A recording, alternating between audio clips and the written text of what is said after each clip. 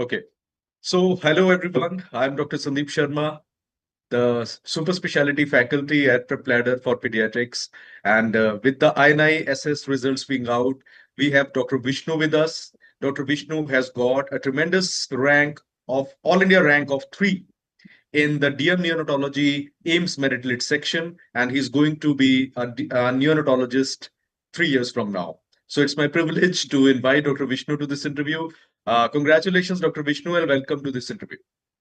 Yes, thank you, sir. Thank you so much.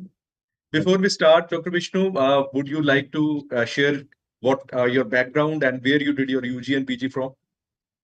Yes, sir. I'm Dr. Vishnu. I did my UG from Meenakshi Medical College in Kanchipuram, and I just completed my PG from MAMC, New Delhi. I just passed out this year, and currently, right now, I'm working as a senior resident at Savita Medical College in Chennai. Okay, great. So, Dr. Vishnu, was this your first attempt at INISS or you have given the exam previously also? Sir, I had actually given the exam the last October. For that time, I had not qualified for the exam, sir. Okay. And what about NEET SS? Did you take the NEET SS also this year? Yes, sir. I had taken the NEET SS this year. I had gotten a rank of 162, sir. And I was actually getting a seat, but now the results have come out. So I might be shifting over, sir. And the results have come out pretty good for you. So you're going to, Yes, sir. Yes, sir. Thank you. yes, so you're going to take a seat in the Central Institute. Awesome. So, Dr. Vishnu, my first question to you is, how was Yes, you have given the previous INISS and you have yes, given sir. this INISS. So, what do you think is the pattern of INISS for somebody who's targeting the exam? What are the areas one should focus on if someone is targeting neonatology in INISS? And second question, how does it differ from NEET SS preparation? So for the first part, sir, actually, the previous INSS which we had given, at that time, we had no experience. I hadn't talking to anyone also. We had just gone to give the exam because we thought it would be a good try, and it was 1 day break from our duty. So that time we had gone and given the exam, and we had found it actually very tough. And we thought that was the actual standard. But just before giving this exam, I had spoken to a few seniors who, and they had told that the previous exam was actually very tough, in which very few candidates had qualified. So, but the pattern was basically the same. Around 80 questions will be there, and from that, 50 to 55 questions will be only neonatology. And even among from that 50 questions, more than 45 questions will be directly from the AIMS NICU protocol, sir. And remaining 5 to 10 questions might be some vague lines from NICU protocol, or they are from Flohati. They don't go beyond that. And what about the As far general as part? the yes, as far as the general part is concerned, sir, it is mostly Nelson only, sir. There are 5 or 6 questions which nobody might know, and they're always ambiguous. But out of the 80 questions, almost 65 to 70 questions are always doable, sir. If we just read NICU protocol and we are good with Nelson, sir. Okay. And what about the department assessment? Like, how did it go, and what was your strategy about the department assessment at AIMS? Yes, sir. I had actually tried to contact a few seniors, but I had no direct seniors who were actually there. I finally had caught hold of one of my old SRs, and he had told me that there were basically two parts in the AIMS departmental assessment. The first part is actually an OSCE, sir, and usually the division differs. Sometimes it is 10 plus 10, sometimes it is 15 plus 5. This time it was actually 12 marks for the OSCE and 8 marks for the departmental grand viva, sir. So in the 12 marks of the OSCE, they had given us basically 3 cases, I think, 3 or 4 cases, sir. Yeah, they had given for 3 cases, and out of each case, they had subdivided into 2 or 3 questions for which we had to write the answers.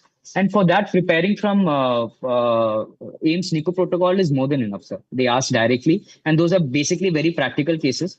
Well, like the first case was a case of RDS, and we basically had to give the Silverman Anderson scoring, and we had to talk about the vent settings. The second was a follow-up to that case where they gave an X-ray, and they asked us what complication was going on after the change in the ventilator setting. It was basically something kind of an air leak or a pneumothorax, and what differential diagnosis will give. The second case was basically a case of neurological examination in a neonate, sir. In that, they had shown us a scarf sign, and they had asked about the significance of that and whether it was normal or not in that neonate, sir. So Okay. basically, there were two more cases. One was based on sepsis, sir, and the other was based on meningitis and So encephalitis, sir. basically, what you are saying is that it's the practical thing, number one, and second, the what you learn in AIMS protocols, the NICU protocols. I think if someone is thorough with it and one has been, a proper working through Yes, it. sir. Yes, sir. For the departmental assessment, we should just be thorough with all the flowcharts in the AIMS Yes. protocol, sir. Yes. That is more than enough, sir. Okay. Okay. Apart from that, if we have worked in a good NIC unit during our PG days, then it's more than enough. We will be able to clear almost all the questions, sir. Absolutely. Absolutely. What about the what's the role of statistics in the INI paper? Like need as you don't Yes, have questions from statistics. sir. How did NEET you assess. like the Yes. biostats? Yes, sir. So for NEET SS, there were no questions from biostats, sir. In INI, in the theory exam, as far as I can recollect, there were 3 to 4 questions. As far as the theory exams were concerned, they were basically on the level of the NEET PG biostats only. I think 1 or 2 questions were a little above, in which even I didn't know. Even I had not prepared that well from biostats. I had just read a few notes from PrepLadder, which were given in the biostats portion based on what they had asked previously. So usually they usually ask something on the lines of the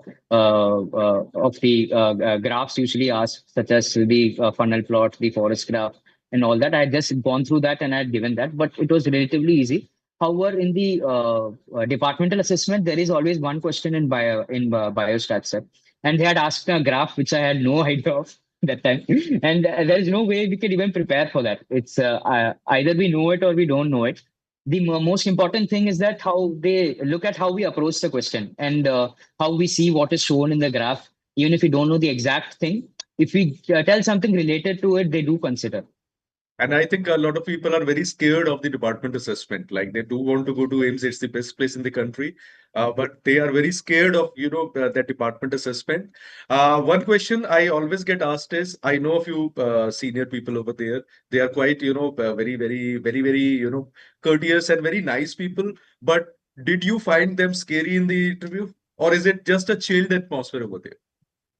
So in the beginning, we get very terrified, sir. I'm basically very scared of all these interviews, sir. But they're actually very sweet. They try to make us feel comfortable, and they even if we don't know a question. For example, I had forgotten the screening test for cystic fibrosis. Okay. So I had forgotten to tell sweat fluoride test. So and that was the first question which had come popped up in the screen, and I had forgotten that, and I felt very down at the same time. But they had actually calmed me down. They told it's okay. We'll go to the next question. We'll think about it later, and they had actually helped me through it. So, so students who are preparing for the next INISS, uh, be thorough with Nelson. What Vishnu is saying, be thorough with Nelson. Be thorough with AIMS protocols. Segments of Cluherty. I think the perinatology part is Yes, sir. The important. perinatology part is important, sir. And don't be scared. People over there are actually they are willing to invite you. You just have to maintain your nerves and do it well in the exam. So it's basics all the way. So Dr. Vishnu, what were the resources that you used your during your preparation? When did you actually start preparing, and what were the resources you used? Uh, Sir, actually, I had started reading Nelson starting from my third year. During the first 2 years, because of the work hectic, because of the hecticness, and in the second year, we had to do our thesis in the second year itself. So during the first and second year of my MD program, I didn't get much time. But what happened was that from our batch, they had started the district residency posting. Yeah. So during the DRP, I had first opened my Nelson and I had started reading. And after my DRP, I had found out that I still had a lot of Nelson to go through. So for my final MD exams, I had actually taken PrepLadder, and I actually started reading the important topics which they had asked in the previous university exams, and I had covered around 50 to 60% of the videos during that time, sir. So that time I had no intention of actually preparing for NEET. But after the exam, I had thought that I'll at least practice the MCQs, and you had given the Nelson 20-second updates and the AIMS NICU protocol, the new updates. So I'd gone through that, sir, and I'd gone through all the subject-wise tests in the PrepLadder Q bank because I didn't have time to do the entire Q bank. But I'd done all the subject-wise, system-wise question bank, those sections, sir. And I had given NEET with just that, sir. Post NEET, after that, I realized that there was 1 month time since they had shifted the INICT exam. So that time I just made the point that I'll at least read NICU protocol thoroughly. And I had read NICU protocol 2 times, sir. I had read it 2 times and I had found it more than enough because during that time I didn't have any time to even go through the notes from Nelson or notes from the general pediatrics part. I'd basically given that part up. I thought at least there's this one thing which I know sure will come. So I'll just be thorough with that. At least I'll be able to get through 50 questions minimum. And the remaining Nelson questions, they are mostly practical. Most of them we'll be able to do if we had paid attention to the patients which come, which we see day to day in our wards, sir. Remaining 4 or 5 are always ambiguous, and there are 3 to 4 questions which no one knows about. So those are not in our hands, sir. Okay, okay, great. So, regarding PrepLadder, did you find the resource useful? You yourself said that you utilized it in a way. So, how would you advise your juniors to utilize it in a way that they are able? Because see, end of the day, if you're doing MD or DNB, you hardly get time to read, and there is a lot of Yes, sir. work pressure, and thesis is also there. So, how can someone utilize PrepLadder in there and integrate in their preparation for the SS exam?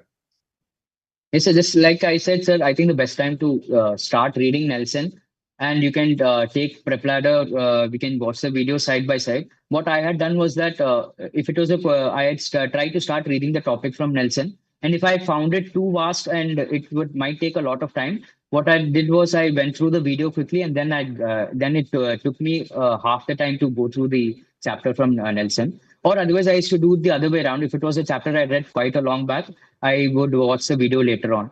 So I think during the district residency posting or during a third year when a posting start getting lighter, it is a good time to start watching these videos. But always we have to keep reading Nelson, sir. That there is no way around that. Absolutely. There is no replacement to Nelson. Uh, The end of the day, you might read anything. When it comes to neonatology, then AIMS neonatology, then of course you have to read. Yes, sir. Yes, sir. The best time to read NICU protocol is during our neonatology posting, sir. So one time I think everyone can finish the NICU protocols during the posting because you see the case, you go back, you just read it, and NICU protocol is a very has a very good language and it is very easy to understand and it is very clear also. So we don't have to go beyond it. Also, we don't have to read any new trials or all that, all these things if we as long as we are thorough with NICU protocol. So you were not into those, those recent research articles and uh, uh, Avery and other textbooks. No, sir. I had just gone through the boxes in NIPU protocol, which talk about the latest randomized controlled trials and those trials, sir. I did not go beyond that, sir, because I knew even if they do ask a question beyond that, sometimes they do ask. I've heard that in the previous exams they have asked, but even if they ask, they are barely 1 or 2 questions, sir. Hmm. So it is better to be thorough with the bulk. It is better to be thorough with the 80% that is be assured to come than to Yes. go behind all these, sir. So even if they do ask rare things, I think nobody answers them. So it doesn't make a difference in your rank. It Yes, is what you do about the expected 80-90%. That is what matters. And this yes, is sir. the Yes, sir. smart approach. And everyone listening to it, make note of the points suggested by Dr. Vishnu. He has given you a very, very thorough review of keeping it simple. Nelson, Cloherty, AIMS protocol, a bit of stats, NEET PG level, prep ladder, and when you get time. And of course, be just don't sit in the library and prepare, because if you are attending your morning rounds, your evening rounds, presenting the cases, you're seeing the patients, the things become easier for you even on a subconscious level. And just keep it simple is the message from Dr. Vishnu. So Dr. Vishnu, you are going to take up a dream seat at one of the aims or PGI, depending upon how many seats are available. So what place are you looking forward to? Sir, it depends on the matrix since there is only one seat each in AIMS and Yes. PJ, sir. So it Yes. depends on that. So I might have to take a peripheral AIMS or it depends on my luck, sir.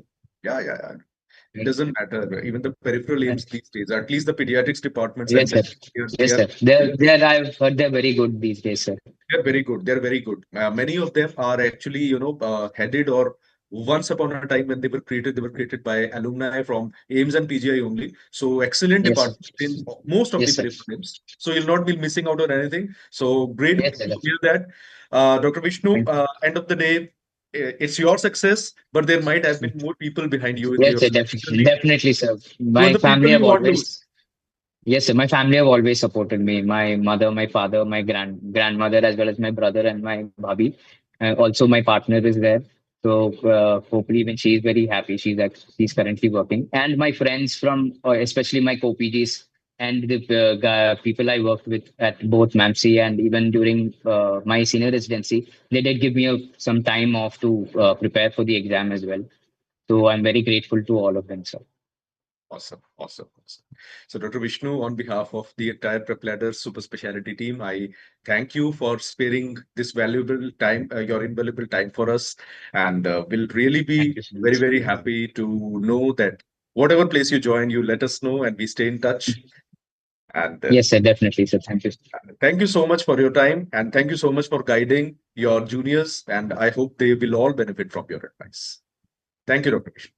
Thank, thank you so